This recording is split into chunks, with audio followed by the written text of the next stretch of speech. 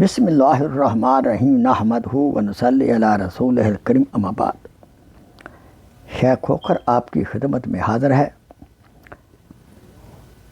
دعا کے بارے میں عرض ہے کہ دعا کرتے وقت با تکلف قافیہ بندی سے پرہیز کرے، یعنی اشعار کی شکل میں اس سے پرہیز کرے۔ دوسرے، دعا کو خشوع اور خضوع کے ساتھ پڑھیں۔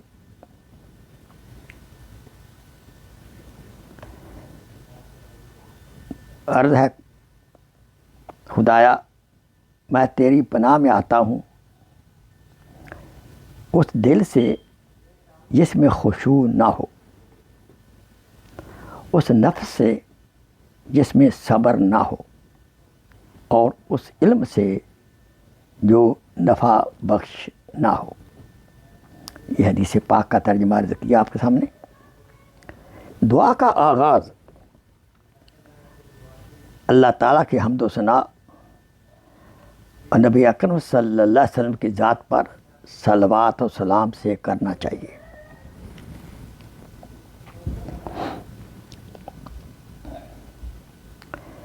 جب کبھی ہم میں سے کسی کو کوئی ضرورت اور حاجت درپیش ہو، اسے چاہیے کہ پہلے وضو کر کے 2 رکعت نماز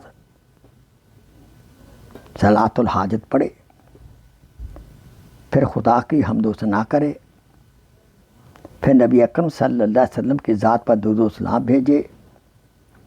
اس کے بعد خدا کی بارگاہ میں اپنی ضرورت کو پیش کرے۔ انشاءاللہ جب درود شریف قبول ہوگا اور وہ ضرور قبول ہوتا ہے تو ساتھ والی دعا بھی قبول ہو جائے گی۔ اللہ تعالی ہمیں اپنی محبت، اپنے نبی کی محبت عطا فرمائے اور اللہ سے مانگنے والا ہی بنائے۔ یاد رہے، دعا عبادت کا مغزى ہے۔ الدعاء مخ العبادہ۔ اما عائشہ کی حدیث پاک ہے، الدعاء هو العبادہ، دعا کرنا ہی عبادت ہے۔ سبحان اللہ، دعا کرنا بھی عبادت ہے۔ الدعاء مخ العبادہ، الدعاء هو العبادہ۔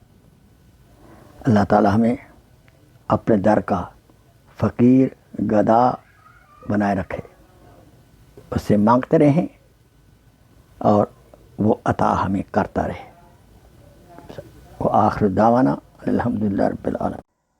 Please share this video as a صدقہ جاریہ۔ جزاک اللہ خیر۔